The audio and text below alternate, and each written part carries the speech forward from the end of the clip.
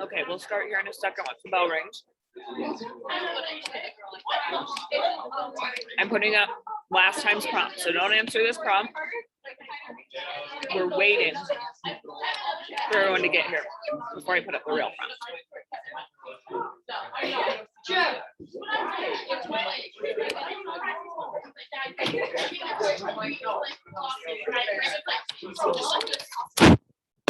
Can I do an analysis on her relationship? Sorry, say again. Did my essay sent to this? I think so. I have a Skyward assignment now, and if you have 10 points for that Skyward assignment, then it means it's submitted.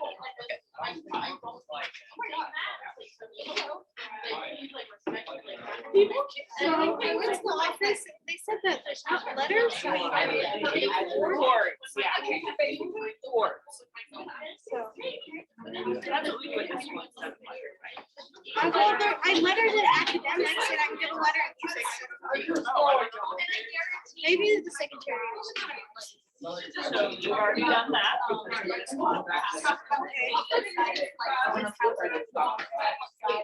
you have to do 2 of these. Carefully apply these really scholar. Have you ever done reflections?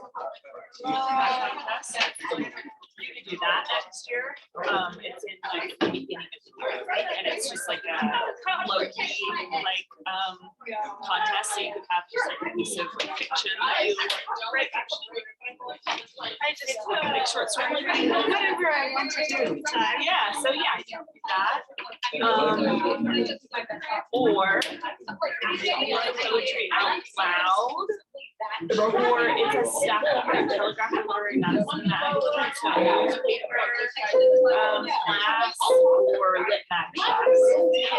And that will be good. And then we've got all of these elective classes. So in order to get the letter through the course, you have to do sort of one extra class.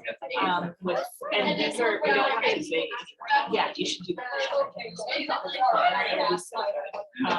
But yeah, one of those, and you usually take your senior year, and then you got it.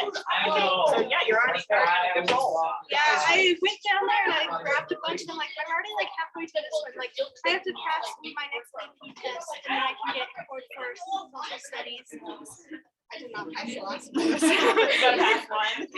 Yeah, and then I just did 20 hours for service outside of school left. I'm in Girl Scouts, so it's pretty good. Yeah. And then 40 hours in school. I was there.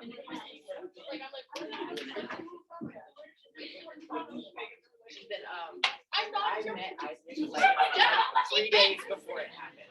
You know all the details. Well, no, we just straight up, and then Carter shared friends with Isaac, and then I am so sorry about the drama. Okay, we're gonna do the prompt today. So pull out a piece of paper. It's not this. I gotta put it up here.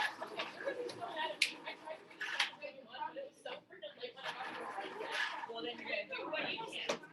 so bad. Okay, so everyone's pulling out a piece of paper. Remember, it's essentially a quiz, so no book, no phone, check on things. I've chosen questions that if you did the reading, you should be able to answer.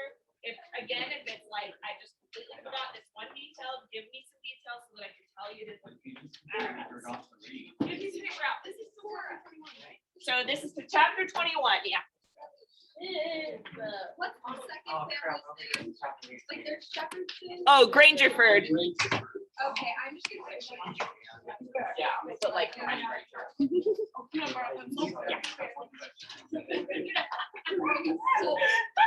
Okay, it's up, so we step silent. All right, do your best. Give me details so I know you're done. We're not. Okay. Can I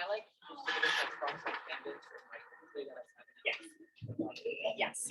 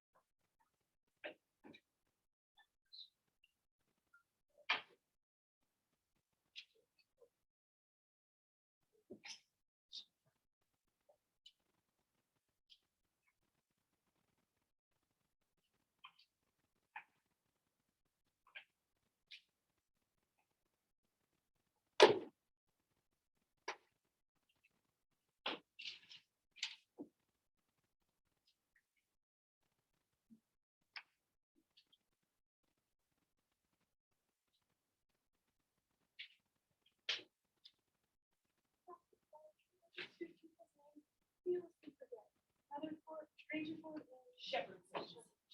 Thank you. Yeah, no, I don't mind it. Names are not. Yeah, exactly. Oh. That's okay.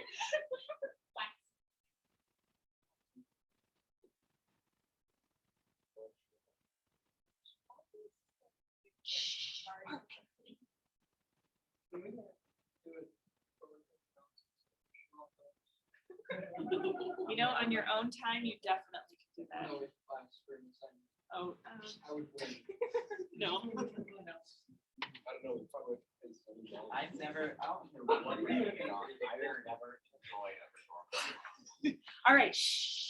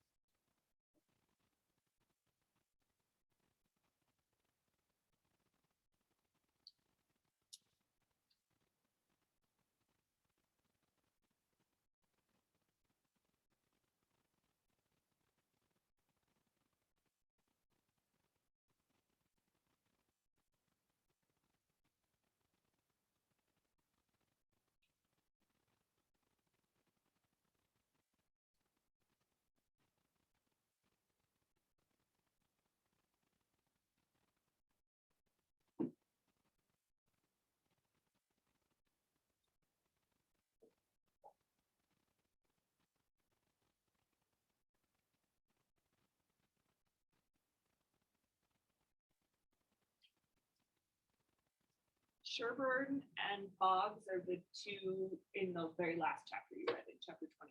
So if you're confused about those names for question number 4, it's what happens in that last chapter.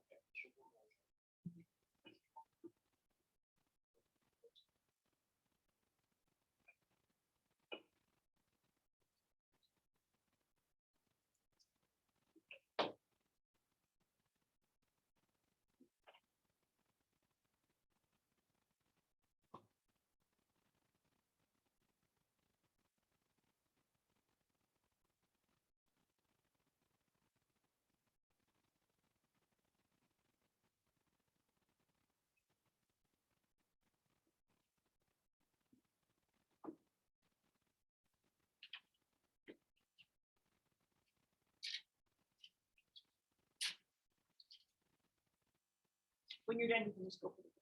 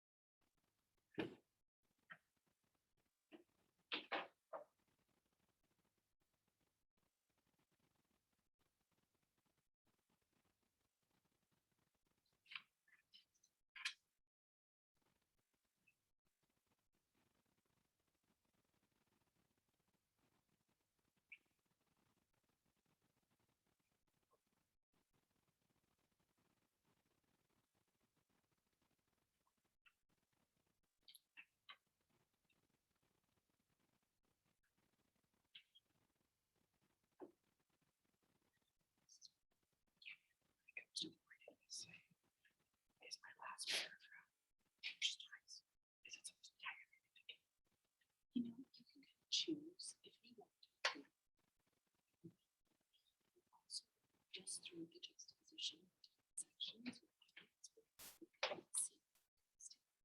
So just see if you just want to have some. So just make sure that the last section is satisfying. If that means explaining something, or it means just saying that thing.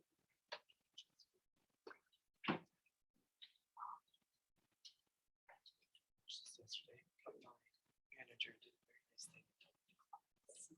So, if it's submitted by the end of the day, then you can still make comments. That's. Yeah, I know. I have to read through my notes today, so I Right, what probably did you get? the last sailor is a sailor. But it's okay, we're so proud of him. Yes. I'm very proud awesome. of him now. That's gonna be fun. It's gonna be so fun. I found out what it was. Fuck. So it's not, yeah, it's not hard to memorize. But I'm one of the sailors that during lovely days. Yeah, creep to your creep. Yeah. Yeah. Even little like Stoker's and little Stoke or Stark or whatever. But that's you. that's. Yikes. However, my friend Eli, who I had no idea what was even trying out, got the date Bishop. And he's in the ABC cafe. I'm like, man, Mom, did you know this? But it makes Still, sense so- because I did kind of fail So my vision. things are gonna get really busy. So yeah, finish as much. I during the week, I don't finish.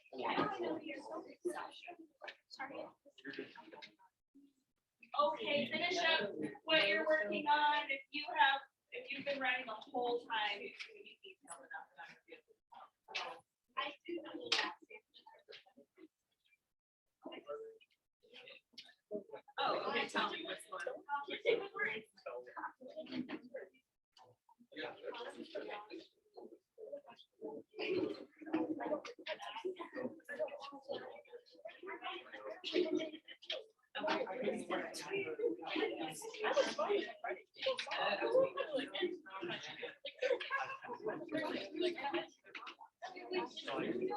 All right, pull out your word of the day form.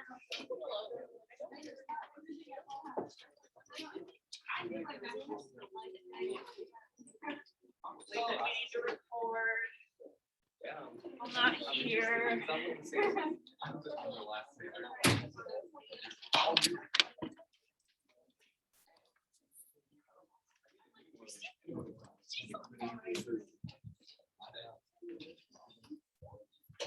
Who needs a new word of the day form? Okay. Oh, Can I read the listing draft? Wait, hit cards with no, I'm gonna erase it. It was a satire thing you were doing. I think one of the funny parts is that The satire to fix the problem of no chocolate milk in the lunchroom. This was an AP Lane. Did you see? You don't give chocolate milk to sophomores. I agree. Software is Did you see the chocolate chip raw and not even in the cold one, it's in like the actual like. Are you serious? Yeah.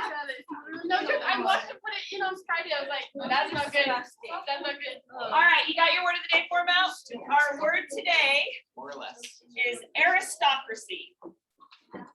I think one of the funniest parts I'm actually on this word. Jim kept trying to make him speak French. And he's like, Oh, yeah. Yeah, I get the feeling Jim's trying to test them. Yeah. Okay, let me get your attention. All right, so aristocracy, I'm just gonna read the definition, so write it down. It is the highest class in certain societies. The highest class in certain societies. how are you?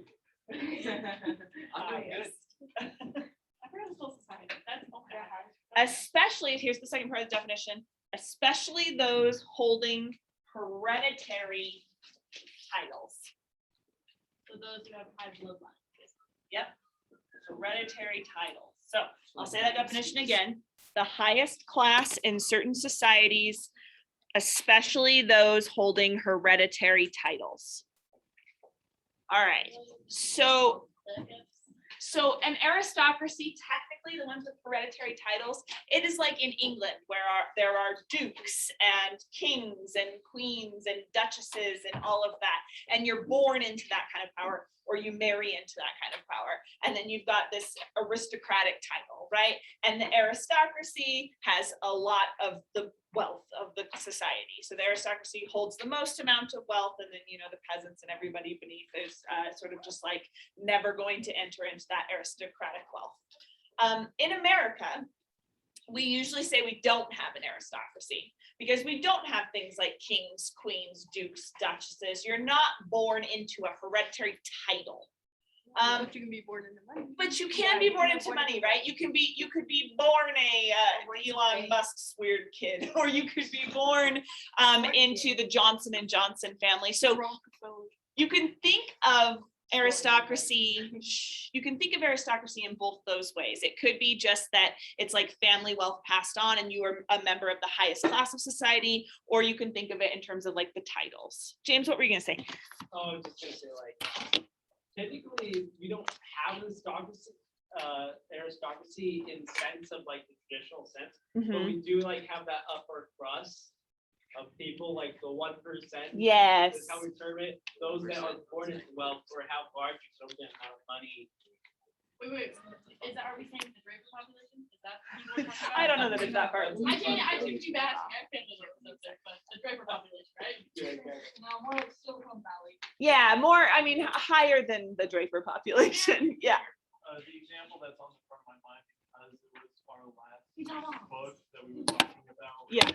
What we're looking at in history is the Southern aristocrats, the slave owners. Yes. Okay, good. That's exactly what we're going to in the book then. So go to page 84.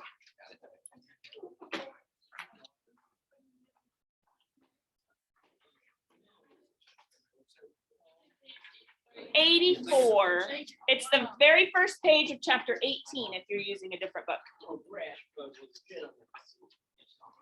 Exactly. All right, so let me read you the first part of this. Colonel Grangerford was a gentleman, you see. He was a gentleman all over, and so was his family. He was well born, as the saying is, and that's worth as much in a man as it is in a horse. So the widow Douglas said, and nobody ever denied that she was of the first aristocracy in our town. And Pat, he always said it too, though he weren't no more quality than a mudcat himself. So here's Colonel Grangerford, and he's like, he's a gentleman, he's well born. He doesn't say the word there, but he says he's like part of the aristocracy. And who would know that but the widow Douglas? Widow Douglas knows how much an aristocracy is worth because she's part of our aristocracy of our town. So I'm going to have you write down, let's just write down he was well born. Yeah, for your example.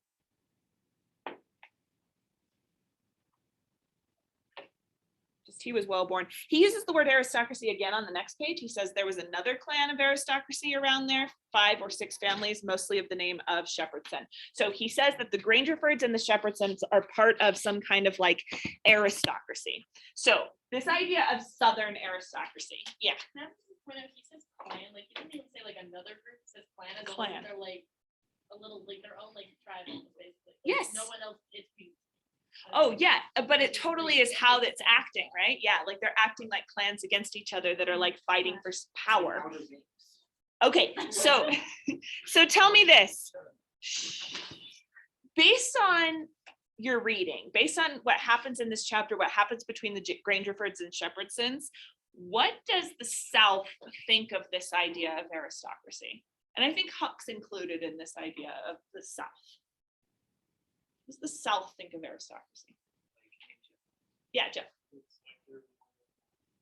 It's a way of life. Okay, so it's like inevitable.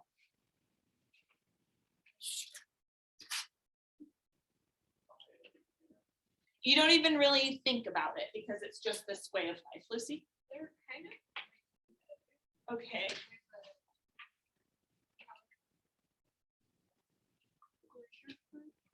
Oh, I didn't spell that right. Yeah. Okay, so what what do they feel about their competition then? It's almost like they're definitely moving. Okay.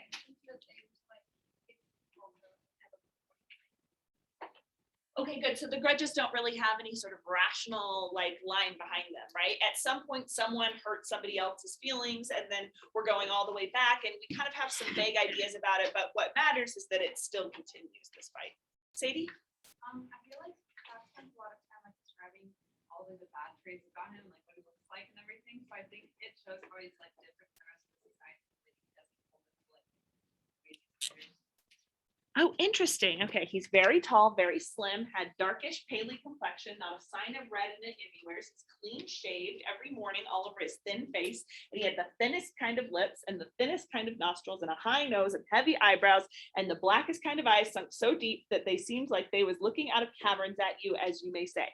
His forehead was high, and his hair was black and straight and hung to his shoulders. His hands was long and thin, and every day of his life he put on a clean shirt and a full suit from head to foot, made out of linen so white it hurt your eyes to look at it. I think of him as like a black-haired Colonel Sanders. All right, and he goes on.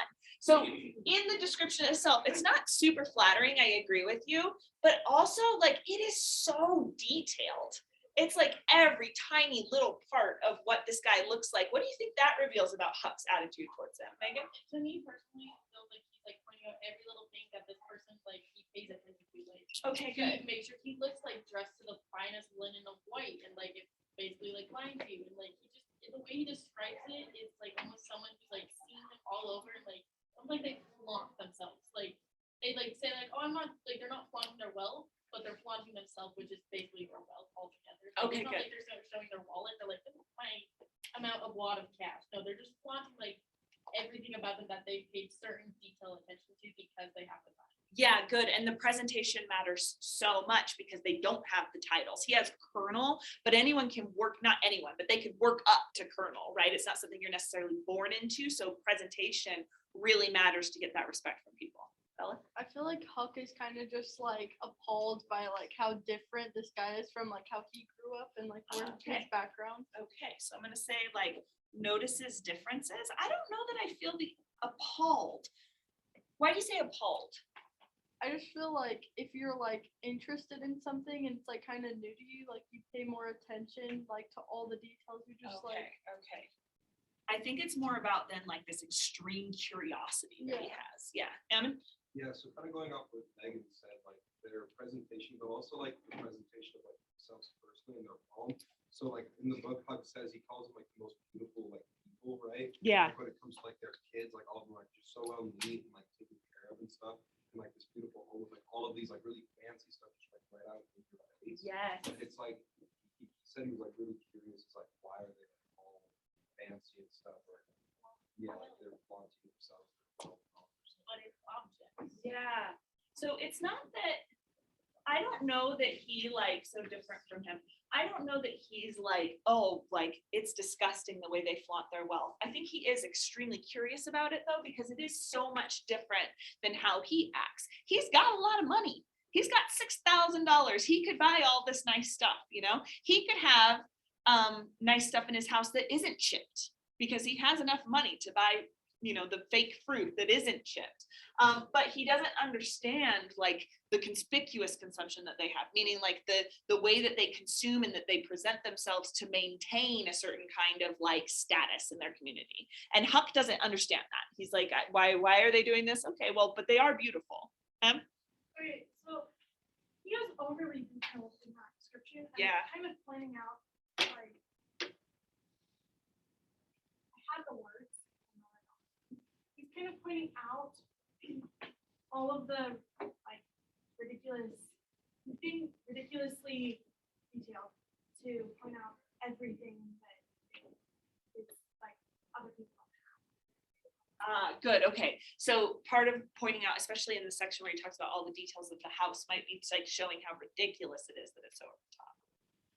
Bella, Collins I first. feel like part of it is like it kind of like to play off of what you said, it like shows that like to anybody else looking at that, they'd be like, oh, those are rich people, and kind of have that almost like disgust of like, why would you flaunt your wealth? Whereas for a child, it kind of shows like I Yeah. work every week, like, these people are different and they look odd and peculiar to me, and doesn't fully understand the significance of like the fact that they're flaunting wealth, that they don't see the value in it. It's more of just like, oh, these people look different. Yes, I think that's absolutely true. Yeah. So So, does funky wealth mean like showing off? Mhm. Oh. yeah, like flaunting. It's like, Like I'm flaunting the new iPhone that I got. yeah, for example, like Jeez, Megan. this might be revealing too much, but my parents are like extremely wealthy. But my mom will only wear clothes from Ross, like, or maybe Old Navy, you know, like, and so it's like she doesn't want to flaunt, like she doesn't want to spend money and like flaunt it that way. Whereas like some of her friends might wear all name brand or whatever. And that, yeah, that's more flaunting. Yeah. But that's just my mom's sort of insecurities. Anyway, yeah, so I think Huffington is rooted by him because yeah. he like sees this man with all this wealth and he's like, oh, I have all this wealth, am I supposed to be happy? He's intimidated Yeah. and he's like very observant about everything. Yeah, okay, cool. So I think we understand now what the Grangerfords feel about their own wealth. I think we understand what Huck feels about the Grangerfords' wealth, this kind of naive innocence that he's like a little intimidated, but extremely curious. He understands the difference between himself and them. What about how the book feels about their wealth? Because this book is like using Huck as this like innocent lens to look at Southern society through. We see it through the eyes of a child who hasn't been educated and so like really sees it according to his own sort of human response to things. But because we're seeing it through his eyes, we're kind of getting a bit of a critique about how the South operates. So what do you think the book thinks about aristocracy? Yeah. Maybe that there's like, they're kind of like showing that there's like a darker side to it, and there's like insecurities and like trying to like hold this status, and like it's just like darker than it seems on the outside. Okay, insecurities and holding the status. All right, let's go back to our definition, because I think this is really important. In some societies, aristocracy can just be about the highest, you know, the 1%, right? In some societies, it's about titles. In American society, it's about the 1%, right? So a lack of titles seems to create some insecurities in holding that status in your society, you know? Ammon, and then to Bella. You can correct me if I'm wrong, or the chipped like fruit bowl thing. I think that in of itself is like a symbol for that aristocracy, right? Like they're trying to present themselves in such a way, but there's always that chip in it. There's always like the one little defect that Huck immediately is drawn to and sees, and it's like, okay, yeah, they're aristocracy, but what are they really? What would they be without their massive plantation or without their food? Yeah, like what kind of people are they underneath? And do you remember what's underneath the chip and it's like a tiny little detail. Where is it? There, it's on page 80. Page 80, it says, on a table in the middle of the room was a kind of lovely crockery basket. And so he thinks it's lovely at first. And it had apples and oranges and peaches and grapes piled up in it, which was much redder and yellower and prettier than the real one. So it's like this status symbol is even better than like the actual nourishment of real fruit. But they weren't real because you could see where pieces had got chipped off and showed the white chalk or whatever it was underneath. So like I think he chooses like the most insubstantial stuff underneath it all, the chalk, that once that like veneer is chipped away, there really isn't anything good in the middle. Yeah, nothing of nourishment, like a fruit would actually be. Yeah, Bella. I think also it's the way that it's written, like even not necessarily appalled by it, the fact that this character is designed to have sunken eyes, thin lips, and a thin nose, it kind of gives off a very cold, almost like scary, like look. Yes. So we understand his intimidation is coming from this lack of like emotional insides that he has. Yeah. Riley, you had your hand up right then. What were you saying?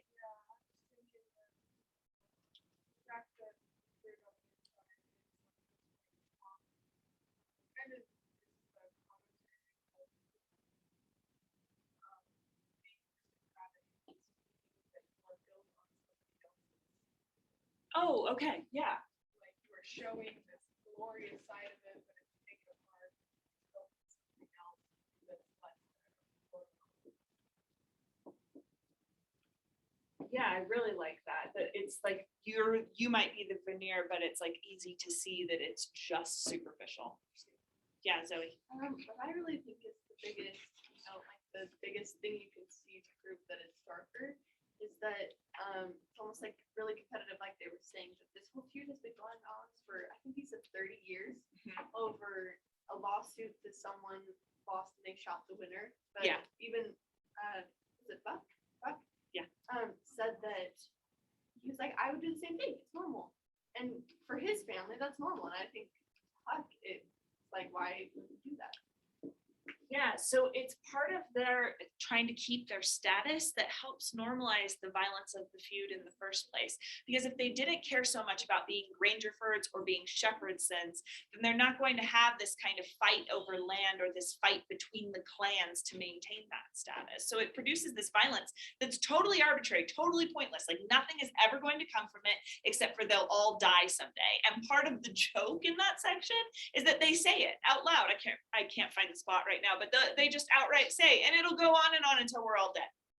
Okay, you like know that, and yet you still want to continue on it. Like that's dumb, but I guess if you really care about status that much, I guess you can keep doing it. Yeah, Lucy. Okay, so this is probably very obvious, but it kind of like it's a little bit of an allusion to Shakespeare. It I is. don't know why I emphasize Shakespeare, but yeah, I feel like in Romeo and Juliet. Yes. Absolutely. Yeah. Did you guys catch that? That it's like the two families that are feuding and the two star-crossed lovers want to meet and this causes more violence. Yeah. So What I actually noticed was that the Duke and the King were like practicing Romeo and Juliet, right? They Yeah. were like in the play with that. So I was like, oh, look. yeah, right. It's not the only spot where Shakespeare comes up. Okay, let's talk. That's actually a great segue. Let's talk about the Duke and the King, because the book obviously does not like this idea of Southern aristocracy and the way the South has maintained aristocracy. So the part with the Shepherdsons and Grangerfords, they aren't holding titles, but they are like aristocrats, you know? How about the King and the Duke? What is the way that the King and the Duke Act have to say about aristocracy in the book?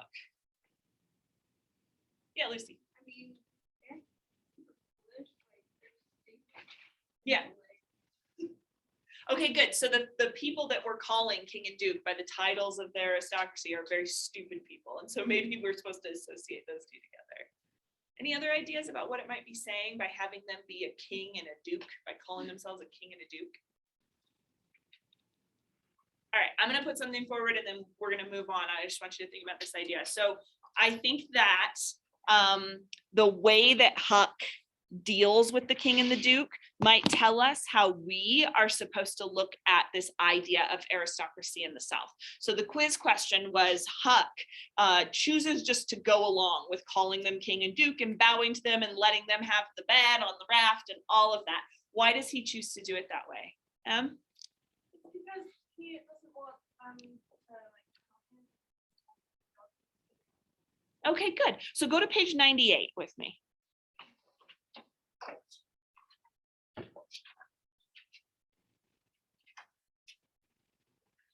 All right, so on the kind of closer to the end, middle section, it says that they're going to treat him, he says, so Jim and me set to majestying him and doing this and that and the other for him and standing up till he told us we might sit down. This done him heaps of good. And so he got cheerful and comfortable. And then move down, it says it'll only make things, move down, it says the Duke done it and Jim and me were pretty glad to see it. It took away all the uncomfortableness that we felt mighty good over it, because it would, sorry, it's hard to read this out loud, because it would have been a miserable business to have any unfriendliness on the raft. For what you want above all things on a raft is for everybody to be satisfied and feel right and kind towards the others. It didn't take me long to make up my mind that these liars weren't no kings nor dukes at all, but just low down humbugs and frauds.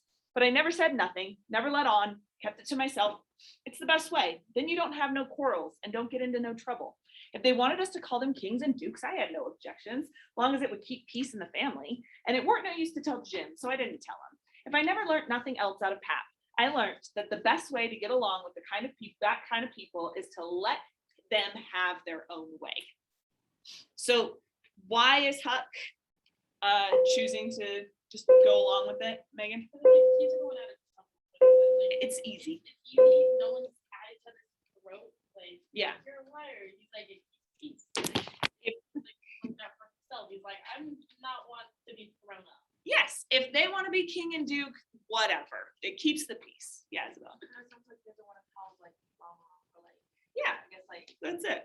you know like reply necessarily with them like not worth my It's not worth my time to cause a fight. It's not worth my emotional energy. Yeah, Bella. A lot, like I think a pretty heavy theme throughout the book with Huck and how he like interacts with other characters, is that he is most certainly in conflict. You can see how like Yeah. his family and his past has shaped him to become that. Yes, totally. So what do you guys think of? Oh, sorry. Yeah, Karen. Oh, You had your hand up. kind of feels like the peanut butter and chocolate debate. What do you mean? Oh, okay, so it's a stupid thing, but it's where people argue over peanut butter and chocolate, which one's better Okay. than the other. Well, there's an obvious answer. Look at you. Don't start this. But the idea of agree to disagree, puts the two together. I see. All right. So then you can have a Reese's So peanut then butter you cup. can just deal with either option. Okay, yeah, I think this conflict avoidance too is really important to this part of the book. What do you guys think of the king and the duke? Just separate yourself from the book. What do you think of them? They seem like poor people that would drive a big vroom vroom truck because the winners are Okay. They don't think highly of Huck. I think that's true. How do you guys feel about them not thinking highly of Huck? I'm kind of Yeah, I Walker. think that if they had any smarts, they would realize that Huck they were being like liars and he was just playing along. But they're Yeah. like, oh, he loves us. We're just gonna keep. Like, Okay. this idiot doesn't even know.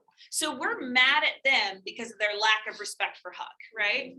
I'm also really mad at them for the little scheme that they invent at the end of where we read for today, I think. The one where they have like the poster that says like, oh, there's a runaway slave and we have him now and we're just gonna keep Jim in chains the whole day so that like we can travel during the day.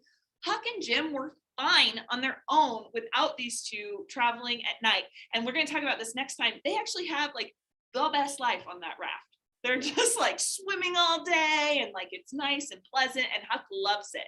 And the king and the duke come in and just like ruin everything. So the fact that they that Huck is being like kind of like, oh well, it's no problem, like I'll just treat them this way, it makes me mad. Like it makes me like, no, Huck, stand up for yourself, get rid of these guys, they're awful and they're awful to Jim.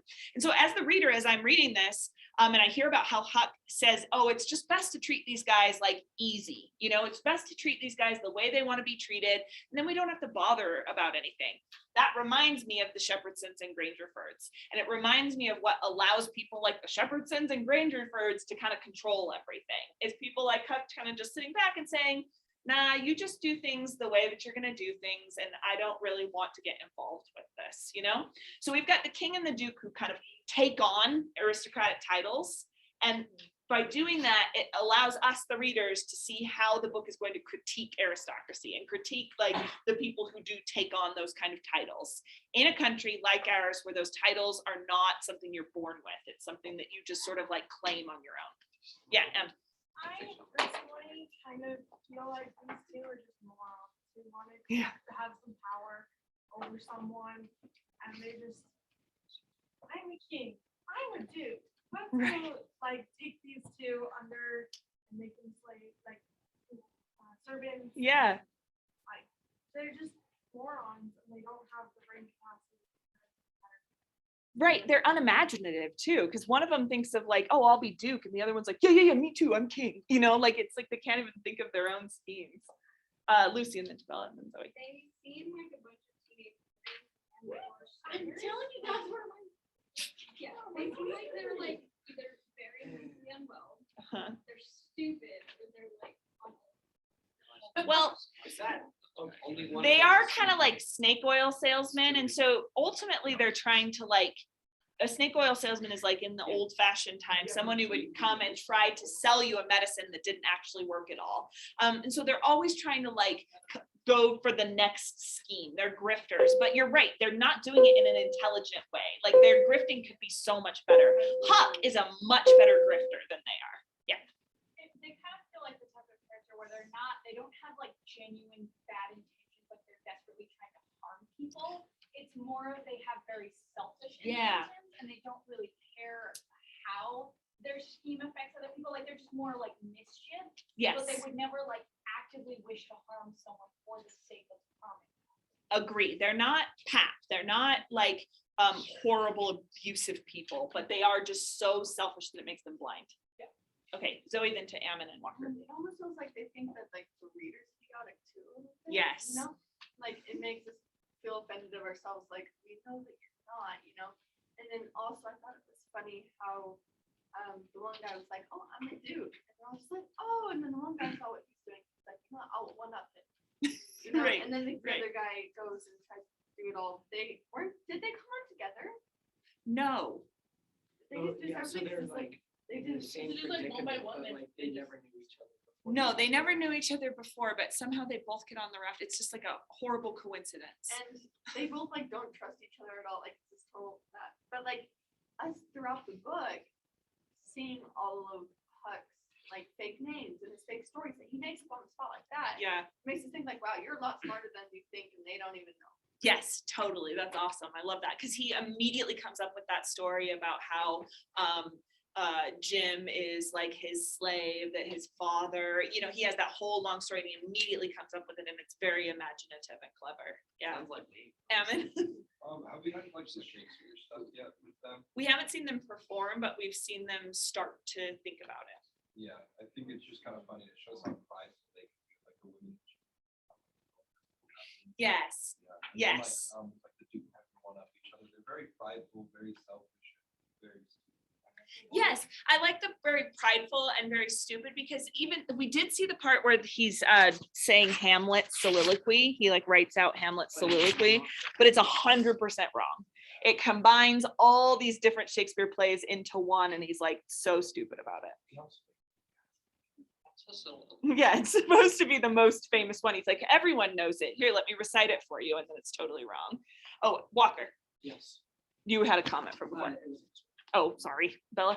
I feel like this scene also definitely shows like a difference between like genuine intelligence and like just basic education. Like Yes. yeah, like something my great grandfather would say is there's a difference between an intelligent man and an educated idiot. Yes. Of like even though Huck isn't necessarily educated, he's definitely smarter than these two people. Yeah. But those two people have just enough like little amount of education that like when they were like reciting that, like doing it completely wrong, Huck had like no idea. And he's so impressed by it. Yeah. And I feel like it also kind of shows like that Huck does not have he's got quite a bit of self-doubt within like himself, his own intelligence. Yes. When in reality he is incredibly smart. He's just not educated. Yes, absolutely. And I think that's why he avoids the conflicts, right? I think part of it is because he loves the ease of living on the raft and he doesn't want there to be fights. But part of it is because he's not totally sure he's in the right ever. Yeah.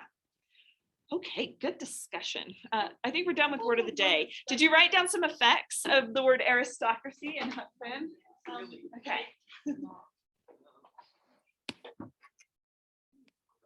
I'm sorry for what I said. It came out of my mouth backwards. Oh, I remember now. Yeah, I'm just back into my brain because like. Yeah, that came out fast. No, you just say it again. My brain was like, that was so stupid way to embarrass yourself. I said that to high school boys that Okay. So last time we started on an assignment that I want us to finish. A lot of you only got like a little bit into that assignment. Some people finished that assignment because the submission process went fast. So for those of you who got started, They're back there on that back table with the pink sheet with the instructions. So go find yours. And then, yes, I've got it. Okay, so you can do this on your own or you can do this with a partner. You decide. And I am putting the instructions and the blank paper up here. So I'm very sorry that it came out of my mind like that. Like, I feel so bad now, like, I felt like I should stop myself from this first time, it's like, I'm so not about fast.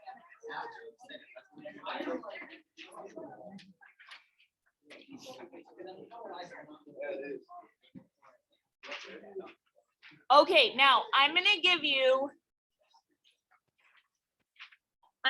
till the end of class to finish this assignment. You could if you need to, but I really don't want it to be homework. So I really just want you to get as much as you can done by the end of class.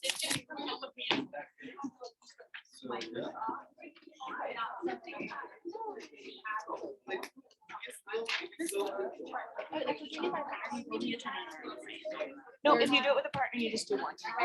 Yep.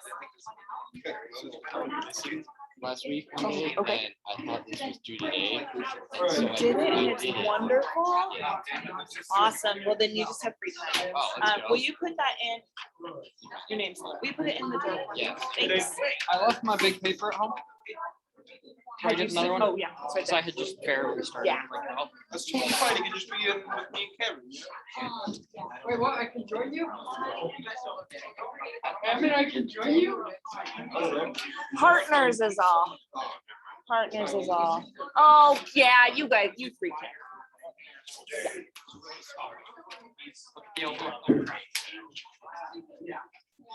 Sorry, I hit your arm. Okay, does everyone have their paper? All right. We got to. There, it's up here. Here's our thing. Right? How to keep dressed, right? All right. So like I said, some people got further along on this than others. If you finish, then you can have some free time. I want to get everyone to the same place. So you've got till the end of class, which is 40 minutes to finish this assignment. I am gonna laminate these and they're gonna go outside of our classroom. I have this river that I draw and it will be up there. So just so you know, everyone will be able to see it, do your best work. Yeah. Yes, if you're in partners, you only need to submit one. And all my art supplies are back here so you can add color. So it's gonna be a picture of my favorite. Really excited, Like one for I was going like, actually, like a guy, just like obviously a man, right? Yeah. Like goatee, a mustache, you know, like really manly features, wearing like a bonnet. Okay. Yeah. See? Like totally, very obviously a guy. Like, but just wearing like a bonnet. Okay, so if you're working from home, don't spend more than 40 minutes on this. I'm gonna cut them off at 40. So once you're done, submit it and that will be your participation for today.